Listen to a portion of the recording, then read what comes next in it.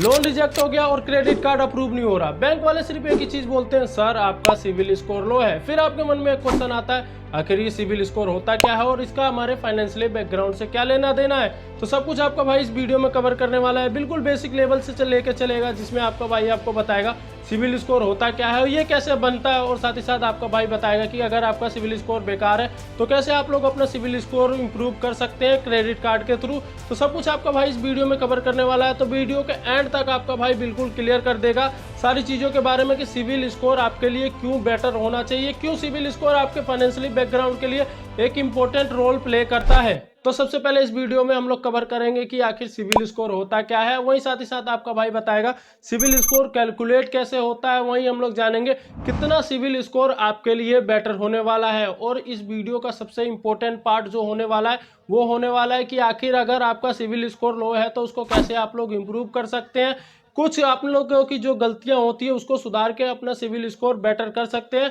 तो इस वीडियो में एंड तक जरूर जुड़े रहें, क्योंकि इस वीडियो के एंड में आपका भाई बताएगा कैसे अगर आप लोगों का सिविल स्कोर बहुत ज्यादा लो है तो आप लोग इंप्रूव कर सकते हैं, बिना किसी को पैसे दिए, बिना किसी से मदद लिए आप लोग अपने तरीके से सिविल स्कोर अपना इंप्रूव कर सकते हैं। तो इस वीडियो में एंड तक जरूर बने रहें। और साथ ही साथ आपका भाई इस बात की भी गारंटी देता है, अगर आप लोग वीडियो में एंड तक जुड़े रहे तो आपके मन में सिविल स्कोर को लेके कोई भी डाउट नहीं रह जाएगा, सारे डाउट आपका भाई यही सॉल्व करके आपको भेजेगा। तो वीडियो के एंड तक जरूर बने रहें। तो देखो, इंडिया में सिविल स्कोर जनरेट करने का मेनली काम होता है ट्रांस यूनियन सिविल का।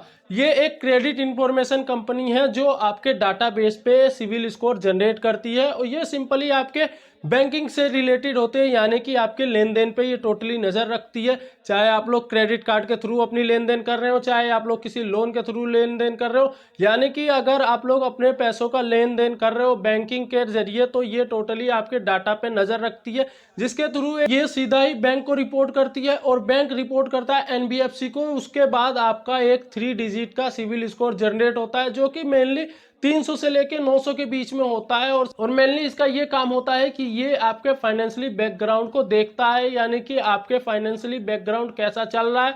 आप लोग अगर बैंक से लेन देन कर रहे हो तो आप लोग टाइम से उसको पे कर रहे हो या नहीं कर रहे हो, अगर आप लोगों ने क्रेडिट कार्ड का यूज करा है तो उसको आप लोगों ने टाइम से पे करा है या नहीं करा है, यानी आप लोगों के टोटली ये लेन देन पे निर्भर करता है कि आपका सिविल स्कोर कैसा होने वाला है। तो अब आपको भाई बताने वाला है कि आखिर कितना सिविल स्कोर आपके लिए बढ़िया होगा और कितना सिविल स्कोर बैंक बढ़िया मानते हैं, यानी कि कितना सिविल स्कोर आपका होगा तो बैंक आसानी से आपको लोन प्रोवाइड कर सकता है, कोई भी क्रेडिट कार्ड प्रोवाइड कर सकता है। तो चलिए हम लोग जानते हैं सिंपली कि कितना सिविल स्कोर बढ़िया होने वाला है। तो सबसे पहले हम लोग जानते हैं 300 से लेकर 600 के बीच के सिविल स्कोर के बारे में। तो ये एक ऐसा सिविल स्कोर है जो बहुत पुअर कैटेगरी में आता है। इसमें बैंक आपको कोई भी फैसिलिटी प्रोवाइड नहीं करेगी, चाहे वो लोन के थ्रू हो, चाहे वो क्रेडिट कार्ड के थ्रू हो, कोई भी ऐसा रिस्क बैंक आपको लेके नहीं खेलेगी जिसपे कि उसका नुकसान होने वाला है। तो ये बहुत पुअर कैटेगरी में आता है। वहीं अगर बात करें 600 से लेकर 750 के बीच के सिविल स्कोर के बारे में, तो ये आपको बता दूं ये सिविल स्कोर एक एवरेज कैटेगरी में आता है,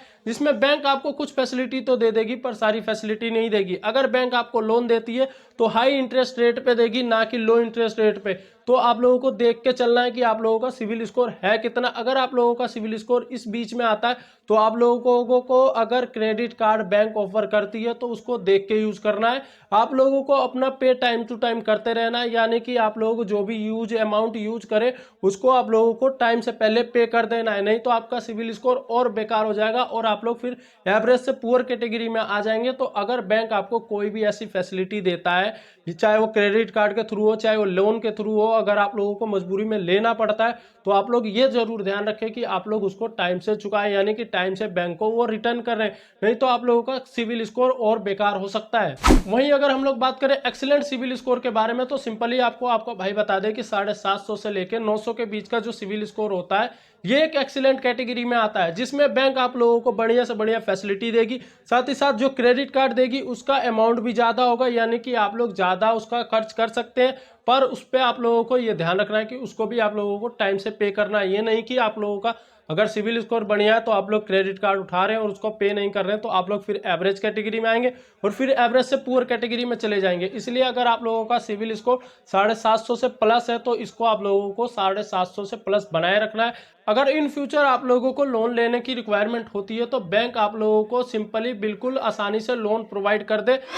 सिंपली अगर आपका भाई आपको एक चीज बताए तो 750 प्लस का सिविल स्कोर बैंक बढ़िया मानती है, जिसमें कि बैंक आपको आसानी से लोन प्रोवाइड कर देगी बिना किसी शर्त के। अब हम लोग जानते हैं लो सिविल स्कोर का रियल रीजन, और साथ ही साथ आपका भाई बताएगा कि वो कौन सी ऐसी गलतियां हैं जिसकी बदौलत आपका सिविल स्कोर गिरता है। इसमें सबसे पहला पॉइंट आता है ईएमआई या क्रेडिट कार्ड का लेट पेमेंट करना। ये सबसे इंपॉर्टेंट पार्ट होता है जिसमें आपका सिविल स्कोर सबसे ज्यादा हिट होता है, यानी कि सबसे ज्यादा आपका सिविल स्कोर इसी में नुकसान होता है। अगर आप लोगों ने कोई भी चीज ईएमआई पे ली हुई है, यानी आप लोगों ने कोई भी चीज ईएमआई पे खरीद रखी है, चाहे वो कोई भी चीज हो, या आप लोगों ने क्रेडिट कार्ड का यूज कर रखा है और आप लोग टाइम से पेमेंट नहीं कर रहे हो, तो ये सबसे ज्यादा आपके सिविल स्कोर पे हिट करता है। और यही वो कारण होते हैं जिसके बदौलत आपका सिविल स्कोर सबसे ज्यादा गिरता है, और यहीं से गिरता गिरता फिर आपका सिविल स्कोर कभी भी खड़ा नहीं होता। और आप लोग क्या करते हो कि एक क्रेडिट कार्ड लेते हो, फिर दूसरा लेते हो उसको अपने सिविल स्कोर को ठीक करने के लिए, और फिर आप लोग एक क्रेडिट कार्ड के जाल में भी फंस जाते हो।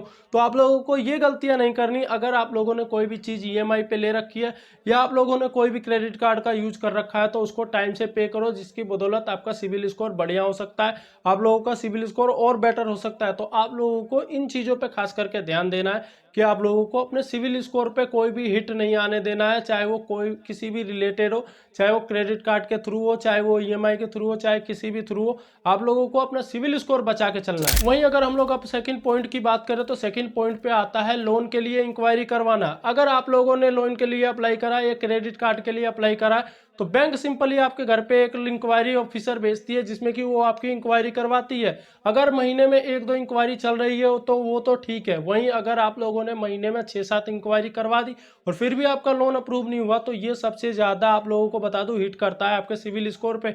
ये आपका सिविल स्कोर बहुत बुरी तरीके से गिरा देगा। और आपको बता दूं कि ये एक ऐसा हिट करती है जिसमें कि आप लोगों को 6 महीने तक का हिट कर जाएगा, और 6 महीने तक बैंक आपको कोई भी लोन प्रोवाइड नहीं करेगी। तो इस चीज से आप लोगों को बच के चलना है। ओवर इंक्वायरी नहीं करवानी है अपनी चीजों पे, यानी कि आप लोगों को लोन से रिलेटेड कोई भी ओवर इंक्वायरी नहीं करवानी है।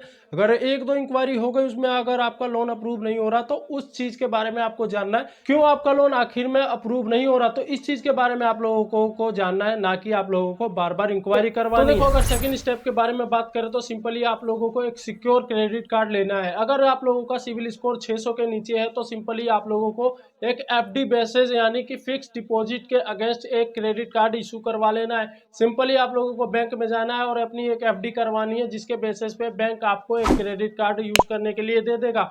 आपको बताऊं कि ये बैंक, इसमें बैंक का रिस्क बिल्कुल जीरो हो जाता है, जिसके लिए ये सिंपली अप्रूव हो जाता है, बिल्कुल इजी तरीके से अप्रूव हो जाता है। इसमें बैंक आप लोगों को कोई भी झंझट नहीं करता है। बिल्कुल आप लोगों जितने की एफडी करवाएंगे उसके अगेंस्ट में बैंक आप लोगों को एक क्रेडिट कार्ड इशू कर देगा। और आप लोगों को बता दूं कि ये आप लोगों के लिए, एक बिगिनर के लिए खास करके एक बहुत बढ़िया मेथड है, जिसके थ्रू वो अपना सिविल स्कोर इंप्रूव कर सकता है। ये इसमें आप लोगों को बता दूं कि इंप्रूवमेंट बिल्कुल धीरे धीरे तरीके से होगा, पर ये एक इफेक्टिव इंप्रूवमेंट जरूर साबित हो सकता है। और आप लोगों को बता दूं इसकी बदौलत आप लोग अपना सिविल स्कोर जरूर इंप्रूव कर सकते हो। तो आप लोगों को एक FD baked credit card use करना आना चाहिए, और आप लोगों को सिंपली इसको तरीके से यूज करना है, और कोई भी ऐसी गलती नहीं करनी है जिसकी बदौलत आपके सिविल स्कोर पे और नेगेटिव इफेक्ट पड़े। तो सिंपली आप लोगों को एक चीज का और ध्यान रखना है कि बार बार आप लोगों को लोन के लिए अप्लाई नहीं करना। अगर आप लोगों का लोन 1 से 2 बार में रिजेक्ट हो जाता है, तो आप लोगों को मल्टीपल टाइम अपने लोन के लिए अप्लाई नहीं करना। ये आपके सिविल स्कोर पे बहुत नेगेटिव इफेक्ट डालने वाला है। तो आप लोगों को इन चीजों से भी बचते हुए चलना है। तो देखो, सिविल स्कोर को लेके एक चीज अच्छे से ध्यान रखना कि एक हफ्ते में 200 पॉइंट सिविल स्कोर कभी भी नहीं बढ़ता। अगर कोई एजेंट आपको ये कहता है कि पैसे लेके वो आपका सिविल स्कोर फिक्स कर सकता है या आपका वो सिविल स्कोर बढ़ा सकता है, तो आप लोगों को झूठ बोलता है। कोई भी ऐसा काम नहीं करना है जिसकी बदौलत आपके सिविल स्कोर पे और नेगेटिव इफेक्ट पड़े। आपको बता दूं कि वो एजेंट आपके सिविल स्कोर पे और नेगेटिव इफेक्ट डाल सकता है। तो आप लोगों को इन चीजों से भी बचते हुए चलना है। कभी भी आप लोगों को इंस्टेंट अपना सिविल स्कोर नहीं बढ़वाना। कोई भी ऐसी चीज नहीं है जिसकी बदौलत इंस्टेंट आपका सिविल स्कोर बढ़ जाए। कम से कम आप लोगों को बता दूं तो 3 से लेकर 6 महीने तक का टाइम होता है जिसके अंदर आपका सिविल स्कोर इंप्रूव होगा।